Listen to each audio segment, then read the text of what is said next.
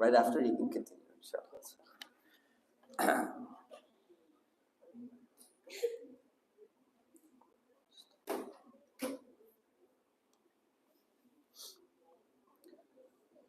Okay, inshallah, let's get started.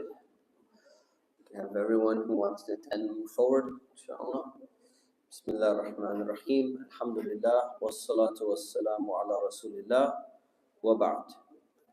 So, we are continuing from last week, and we had started a new surah.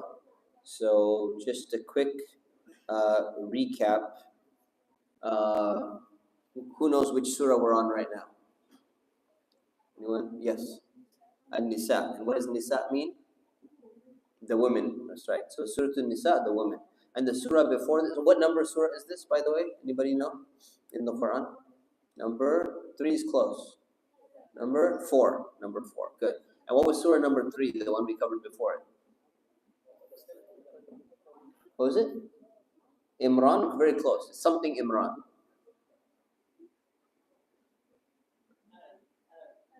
Al Imran, which means what? The family of Imran. Very good. And does anybody know who Imran was? Who's Imran? No one knows who he was. He's got a surah named after him. Yeah. The father of Maryam. Very good. The father of Maryam. Okay. I'm technically the father of Maryam as well, but we're talking about the original Maryam. Okay. So the father of Maryam. And the surah before that was which surah? Surah number 2. Surah Baqarah. And what does Baqarah mean? The cow. Very good. And the easiest question of all, everyone, what was the surah before that? Surah number 1. Go, Yusuf. Fatiha. And what does Fatiha mean? Anybody? The opening. Very good. The opening. Because it's introduction, opening of the Quran. Very good. So last week we covered 4 verses. In verse number 1, it talked about how Allah has created everyone from a single soul and how all the people were created afterwards. So they all come from Adam. Then it talks about giving orphans their wealth and giving them, not playing around with their money if somebody's an orphan. And what's an orphan? Somebody who's lost their mother and father, or in the past, somebody who lost their father, because the father was the primary breadwinner, meaning they would make the money and they would support the family. So it became very difficult without having a father. And then verse number 3, it talks about if you cannot take care of the orphans, then you can go and marry other women. And it talked about the number. And then verse number 4, it said, give women, when you get married, give them their sadaq, or their mahar, meaning their bridal gift. And if they give up some of it back to you, it's no problem. So we left off there. And remember, all these verses, most of these verses, we're talking about orphans. So we're going to continue again. Allah subhanahu wa ta'ala says in verse number 5, وَلَا تُؤْتُوا السُّفَهَاءَ أَمْوَالَكُمُ الَّتِي جَعَلَ اللَّهُ لَكُمْ قِيَامًا. Do not give incapable people your wealth, which Allah has made a means of support for you. Okay? So, what does that mean, incapable people? It means that if somebody is an adult, but they are very irresponsible, they don't know how to deal with money at all. It's saying, do not give them your wealth, which Allah has made a means of support for you. And your wealth is referring specifically to, we were talking about orphans. So it continues about orphans. So if you have the money and you're managing the money of orphans, don't give that money to supervise that wealth to someone who is an adult but doesn't know how to manage money properly. It's very interesting, Allah could have said 2 separate rules in 2 different verses, but He combined them in 1 verse together. So it's saying 2 different things. One, it's saying, make sure that you don't mess up the money that belongs to orphans when they're kids. So if their parents die and they leave them money, make sure you take good care of this money. And then on the second thing, there's a completely different rule. People who are not financially mature, don't give them money. And it doesn't just mean only the orphan's money. It means anytime, anybody's money. Don't give them money if they're not responsible. Now, there are some type of people who are not responsible, right? If some kids, if you give them $100, and you say, you know what, here, take this $100 bill, and you can go buy anything you want. Some of them are not very responsible at all, and they will go and buy, 5 lollipops for $100. Somebody will rip them off, or they'll go give it in charity to somebody. And some kids are very responsible, and they'll go and they might do some business, and they'll come back like, look, Baba, I have $110. I bought and sold something, and I came up with more money. Some people are like that, and you know what? Some adults are the same way.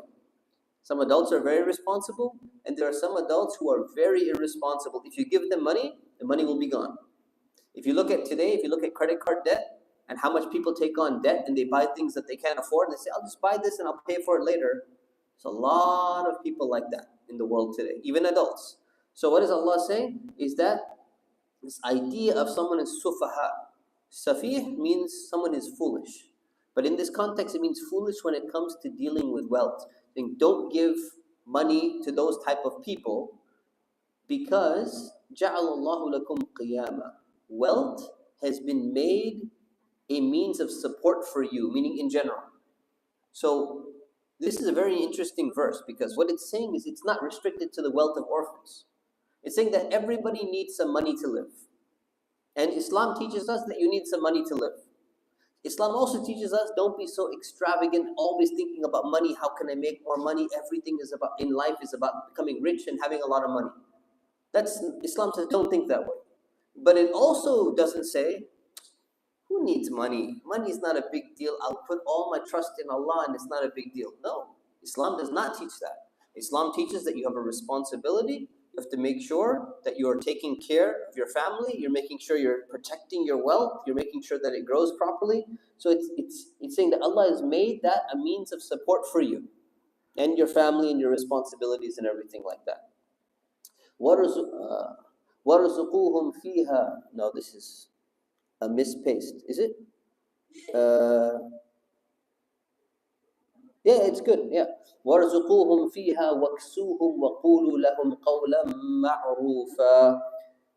So instead of doing that, what you should do, instead of giving the money of the orphans to people who are incapable, what you should be doing is you should feed and clothe them from the money that you have and speak to them kindly. Now, why would you speak to them kindly? You should speak to them kindly anyways. But if some of the orphans object and they say, you know what, we're adults now. You know what, this money belongs to us. Our father died and our father left us behind this money. And now that we're adults, we want our money right now. And if you go and you check and you say, you know what, these poor kids, they just became adults physically, but they're not capable of their own financial affairs. So what do? You still keep on using that money to feed them and clothe them and take care of all their needs and everything. And if they object and they say, this is not fair, you should give us our money back. And if you're doing it really for their own good because they're in the category of not being responsible yet, then speak to them nicely and say, listen, this is for your own good. The only reason why we're not giving you this money is because, you know what, we don't want you to lose it and we're just protecting it for you. And there are these a lot of people, who have wealth, they put money into their children's accounts as a gift. And they have a trustee, they have a custodian account. They have a trustee over it, and the trustee is watching that money so that the person cannot get access to it, but you spend it on them, but they don't get access to it because if they did, imagine somebody is very wealthy and they pass away and they leave behind $1 million to their kids. And their kids just reach the age of maturity, 15 or 18 or whatever it is. What are they going to do? This, some of them, 18-year-old, will be like, you know what? My father left me $1 million. I'm going to go buy the car that I've always dreamed of. And what's $1 million car? Does anybody know $1 million car? Ferrari, like maybe the high level Ferrari or Bugatti. You're going to say Bugatti? Yeah. So Bugatti Veyron, for example, W16 engine with 16-cylinder engine with quad turbos. It's $1 million. So someone's like, you know what? I've always wanted that car. I'm old enough to drive now. I just got my license, and Dad left me $1 million. Let me go buy it. Good investment? Good idea or no? Horrible idea. Okay. So if you think someone is going to do that, you don't hand over the wealth to them. But you say, you know what? You need a car? Okay. We need some clothes. Here's some money to buy your clothes. Here's some money to buy your food. We're going to buy you a Honda because that is good for you right now, and the rest of the money, we'll be giving it to you over a period of time. So that's Allah puts that rule right there of economics, but He mixes it in with people who get abused the most, who used to get abused the most. And who were they? They were the orphans. Because people would come and a lot of people would die. Remember, the mortality rate of men was extremely high in the past due to wars and due to so many other things. And that's part of the reason for the multiple wives that we talked about last week as well. So now it's not at the same level, but in the past, so many men are dying in wars and things like that. They're leaving behind children and they're also leaving behind wealth. There's a perfect opportunity for people to come in and misuse that wealth. Then Allah says, وَابْتَلُوا الْيَتَامَى حَتَّى إِذَا بَلَغُوا النِّكَاحَ. Test the orphans until they reach the age of marriage. Meaning, test their maturity level. Are they mature enough to be able to take care of the wealth that belongs to them? And once they reach the level of adulthood. So once they reach the age of marriage, then they can do that. And what's the age of marriage technically? So it's different. Scholars have different. There's no clear-cut answer. Imam Abu Hanifa said it's 18 for men, 17 for women. His two top students, Imam Muhammad and Imam Abu Yusuf Shaybani, they said that it's the age of 15. Right? So then this idea of reaching adulthood and what should be the correct age of marriage be, and some said it's the age of puberty and it can be lower than that and all of that. فَإِنْ آنَسْتُم مِّنْهُمْ رُشْدًا فَادْفَعُوا إِلَيْهِمْ أَمْوَالَهُمْ. Then if you feel that they are capable, meaning they're capable of good judgment when it comes to financial affairs, return their wealth back to them. So the goal is to test them. How do you test them? Give them a little bit of money. What would you do with this? Let them go spend it. See what they would do. If they seem to be very capable people, give them their money. Don't hold on to it because it's not your money. You give it back to them, it belongs to them. وَلَا تَأْكُلُوهَا إِسْرَافًا وَبِدَارًا أَن يَكْبَرُوا. Do not consume it wastefully or hastily before they grow up. Because once they grow up, they have a right to get it back. So what did some guardians used to do? They used to have a lot of money that belonged to orphans, and they were kids, and they were spending it on them. And what they would do is sometimes they would be mixing their money with that money and saying, you know what? This poor boy, 7 years old, his father passed away, left him a lot of money. He needs to live in a really nice room. We should give him a good room. He should live in a good house, and he's living with me. So therefore, let me upgrade my house and upgrade the entire kitchen to marble, super marble, nice kitchen. Let me upgrade the bathrooms to have those fancy Japanese toilets, and you spend like $100,000 into the house. But guess what? You didn't just do it for the kid. You benefited yourself because you upgraded the whole house. So people would do this. And it says, do not try to, when they start getting close to adulthood and they still got a lot of money, don't be like, let's spend this money really quickly so that they don't get all of it back and we can still benefit from it in some way. Don't do that because they're about to reach the age where they're going to get entitled to get all of their money back. وَمَنْ كَانَ غَنِيًّا فَلْيَسْتَعْفِفْ. Whoever is well off, they should not take any compensation, meaning for their work as a guardian. That means that people who are not well off, they're allowed to take some money. So imagine there's a situation where a lot of people die and they leave behind a lot of orphans, and someone has to take care of them. So taking care of them is not that easy. It takes time. It takes effort. It requires some work of distributing the money to them and things like that. So you're actually allowed to take a portion of some money because of the effort that you're doing to take care of these orphans. And so Allah says, but if you have a lot of money, if you're well off, don't take any money for that work. Do that voluntarily as a charity. وَمَنْ كَانَ فَقِيرًا فَلْيَأْكُلْ بِالْمَعْرُوفِ. Whoever is poor, let them take a fair amount. What is a fair amount of money? According to the work they did. Like how much money does this work normally earn? You have to figure that out, whatever that is. It could be minimum wage, it could be a few $100s, whatever it is. فَإِذَا دَفَعْتُمْ إِلَيْهِمْ أَمْوَالَهُمْ فَأَشْهِدُوا عَلَيْهِمْ. When you give orphans back their property, have witnesses. So when they become old enough and they're mature enough, they're not going to buy a Bugatti with $1 million. and you're about to give them the $1 million back, what should you do? Have witnesses. Because what can happen is, it could happen that if you don't have witnesses or you don't have some way of proving that the money was transferred over, then the person can come and say, get the $1 million, say, this person never gave me my money back. I'm still waiting for my $1 million. They say, give me another $1 million. So you have to have proof. And this is a very important principle in life. That whenever you're dealing with money, you're dealing with transactions or something, it's always good to either have witnesses or to have signatures or to have something written down. This is a very important principle. Anytime you're buying something from someone or you're loaning someone, write it down. Because sometimes people forget. I don't remember you gave me that money. I don't remember loaning you my computer or whatever it was. I don't remember that. What if you forget? Or what if you deny? So it's always good to have proof. And they used to do witnesses in the past because not all of them knew how to read and write. Now, if you can read and write and you have like a digital signature and you could have like a cryptocurrency, crypto token, like a non-fungible token that like automatically, proves that this transaction took place, great, you can use that. وَكَفَى بِاللَّهِ حَسِيبًا. Allah is sufficient to keep account.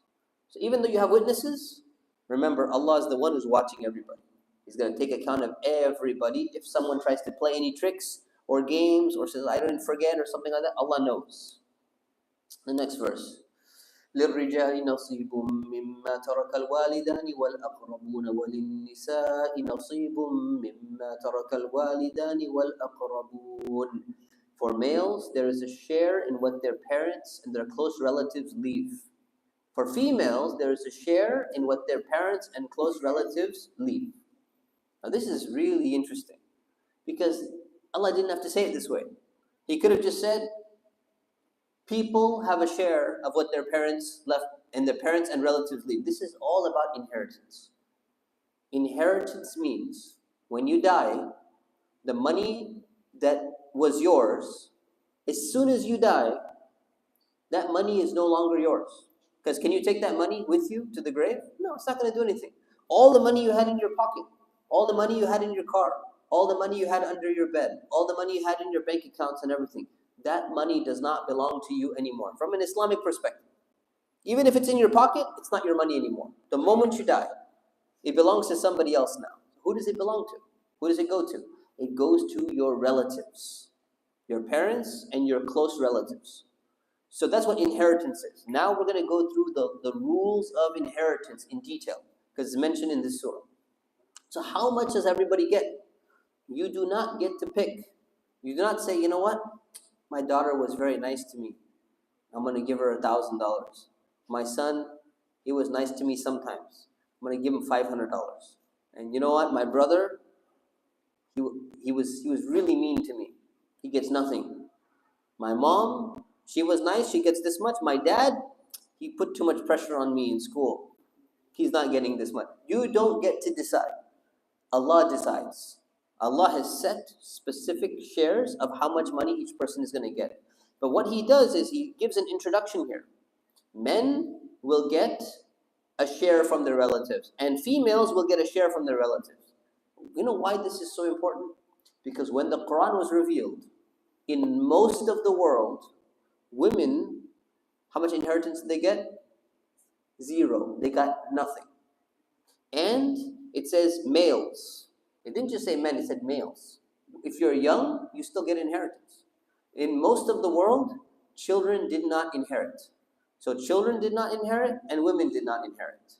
So what happened was, this verse is very revolutionary. For a whole sentence to be there and says, and females will be inheriting from their close relatives. This is something you did not find in the majority of cultures. You don't find it in the Roman Empire. You don't find it among the Greeks. You don't find it among the Hindus. You don't find it among the Chinese. You don't find it among the Babylonians. You look at all the major civilizations and you don't find that there. So this was really revolutionary. مِمَّا قَلَّ مِنْهُ أَوْ كَثُرٍ. Whether it is little or much. It doesn't matter how much money you leave behind. Your near relatives are going to get some of that money. You can't say, it's not a big deal, it's not that much money. There are rules that Allah has set, you have to follow those rules.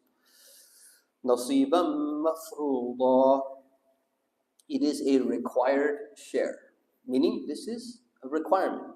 Mafruḍa is very important. The word mafruḍa comes from the word fard.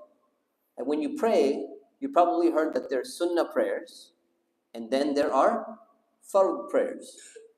What are sunnah prayers? What does it mean, a sunnah prayer?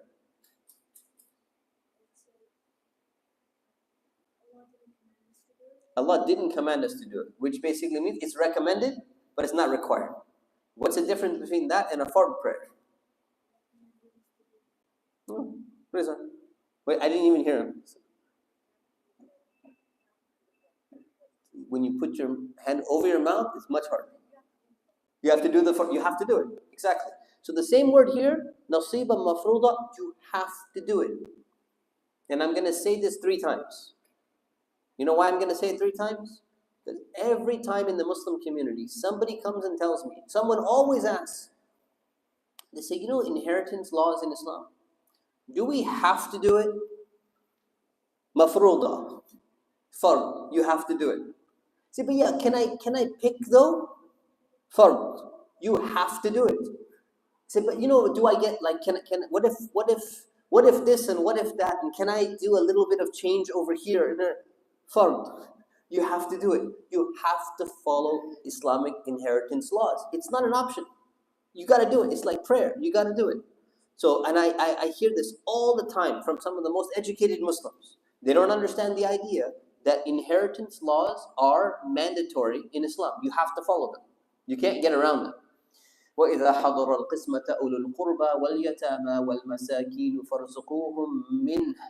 If some relatives that are not inheriting, because they're not close, they're not near relatives, if they're relatives, or there are orphans, or there are people who are needy, they're poor, and they're present at the time when you're distributing the inheritance. This used to happen physically. People would have a sum of money, this many gold pieces for you. You're the father, this many gold pieces for you. You're the son, this many gold pieces for you. So if other relatives come, because there's a burial, and after the burial, there's a funeral, you're distributing the inheritance money, and they're there and they're present, and some orphans show up, and some poor people show up. It says, offer them something from that. Just be nice. This is not a requirement. This is optional charity. Be nice to them, because you know what they're watching? They're watching, wow, this family had so much money, and look, they're getting this much money, they're getting this much money, and they're sitting there, and they themselves are poor. And if they're watching and they're sitting there, say, you know what? You can give them a little bit. You can give them, you can give them something. So give them something, and it's going to be fine. So this is no, for anyone. This is optional. So what's interesting is it says farzuquhum min. Farzuquhum means give them. When it says give them, it's amr, meaning it's a command.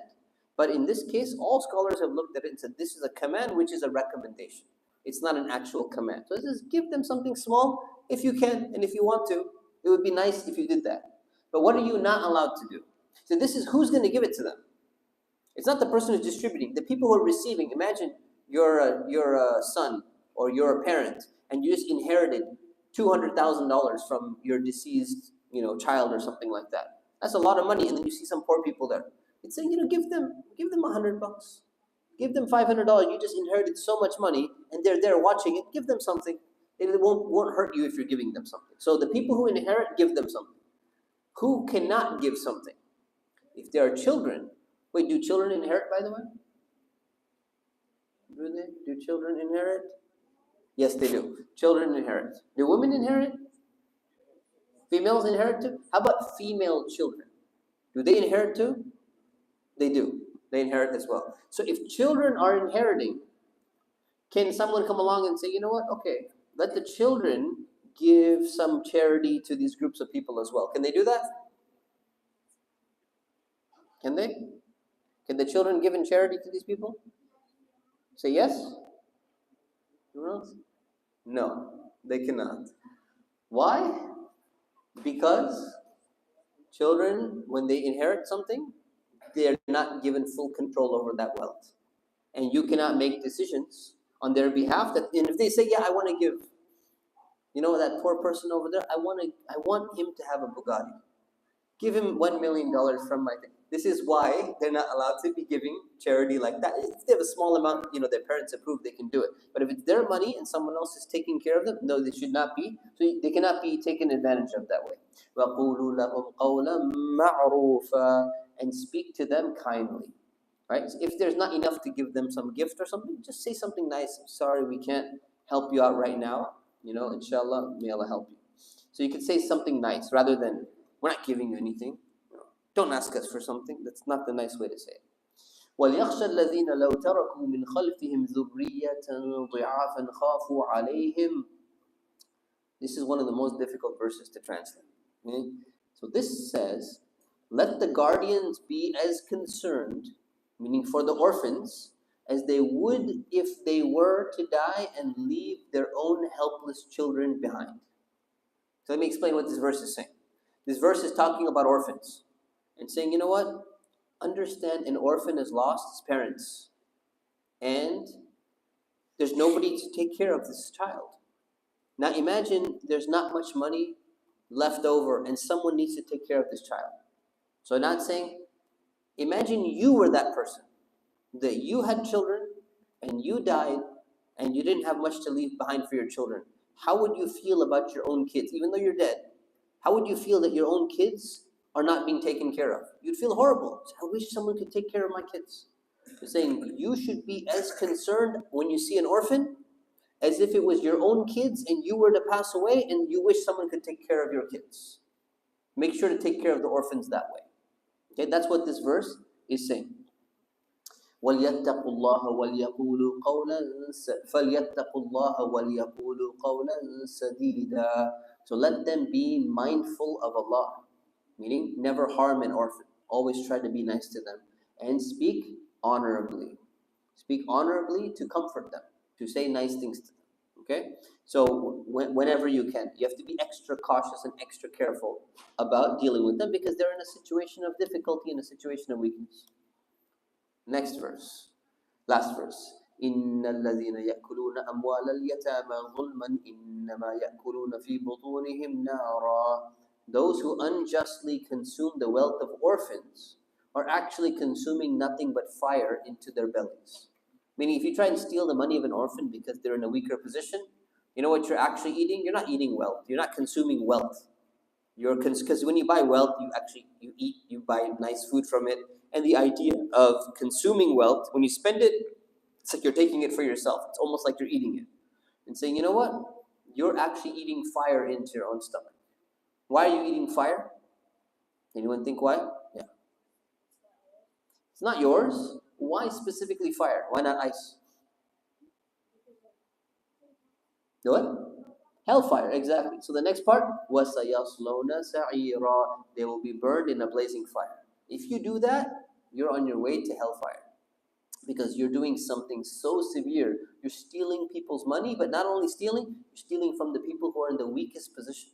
And this is something that is absolutely horrible. So you should never do that. So Allah is warning and giving all these warnings about orphans and how you need to be very, very cautious and careful about the wealth of orphans.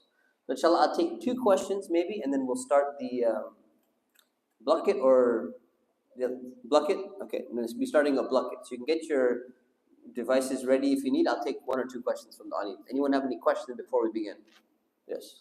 So the guardians of the wealth of an orphan, are they responsible to hand the money as they received it? Let's say it was $1 million, $1 million, 15, 20 years, or whatever they invested and increased that they give us with Yeah, it's a good question. So the guardians of orphans' wealth, they have 2 responsibilities. One, they spend it on the orphans themselves, so they don't have to spend their own money. So they're spending their money, so when they reach adulthood, a lot of the money will have been spent on them. And if they're investing it and trying to make sure that it doesn't keep going down, wise, careful investments, they're going to be giving over whatever's left from that. Hopefully something that's increased rather than decreased in value over time. Yes. Okay. Any other, one more question before we start? Yes, question? Is there a recommended use for inherited money? No, it's like having your own money. So you take care of it. It's always good to save a third, spend a third, and maybe give like a portion in charity or some other type of investments in some other things. Anything you can't do with inherited money, and as long as it's halal, it's your money. Okay. Isa? What do you mean by give them back their money? So when somebody dies and they leave their children who are still young, they leave money for them. Someone is going to manage their money and not give it directly to the kids. And then when they grow up, you give it back to them because it actually belonged to them the whole time, but you are keeping it for them. So you're giving it back to them. That's what it means. Okay, good question. Ready? Okay. So any other questions while we load up the bucket?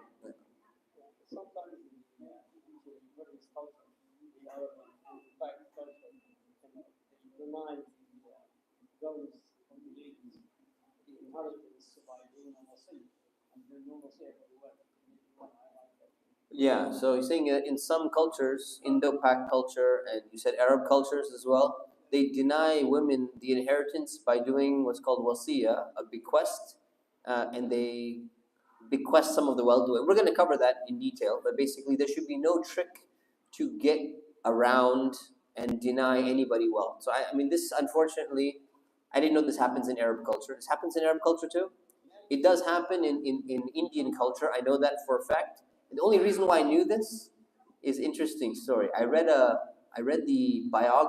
autobiography of a scholar by the name of Sheikh Akram Nadwi, a very famous scholar. He wrote a 57 encyclopedia on women hadith scholars. In his autobiography, he came from an Indian village, a village in India, and he was put into a special school called Nadwatul Ulama, one of the schools I studied at, and Dr. Muzammil Siddiqui graduated from there too. And in that school, he learned Sharia, he learned Islam. And then when he went back to visit his village, and he visited his family and everything, he came back and he noticed one day that, hey, all the people in his village, and they're all Muslims, all the people in his village, they do not give any inheritance to women at all. And he came and he said, you know what? This is haram, what you guys are doing. This is wrong. Like, you need to, this is a Hindu culture. You're not allowed to do this in Islam. And his family's initial response was, we sent you to Islamic University so you can come and preach to us that we're doing something wrong?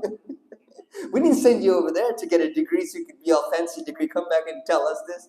But then he said eventually over the years he was able to convince his entire village that what they're doing is completely wrong. This is Hindu culture. This is not Islamic, and they should not be doing this. And they eventually changed. But I was just shocked to see that in 20th century India, in an entire Muslim village, everyone is Muslim in the village, not a single person was practicing inheritance laws. They were following Hindu inheritance laws instead.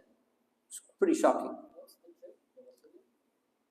We'll cover wasiya next week, inshallah. Wasiya means you have up to 1/3 portion to distribute, but the key point is you don't get to distribute to people who are already receiving a fixed share. That's the thing that people don't understand, right? So you can say, you know what, I want to leave $1,000 to my best friend. As long as that's not 1/3 of all the money you have, it's less than 1/3, you can do that. Say, I'm leaving $1,000 to my best friend, but my kids will get the percentage that they get, and my parents get the percentage that they get. You're allowed to do that.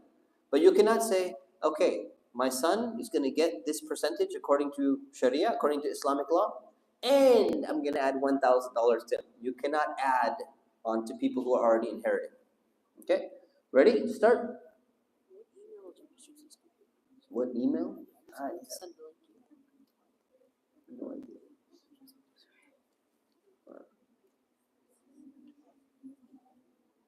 Any other questions in the meantime while we load? More?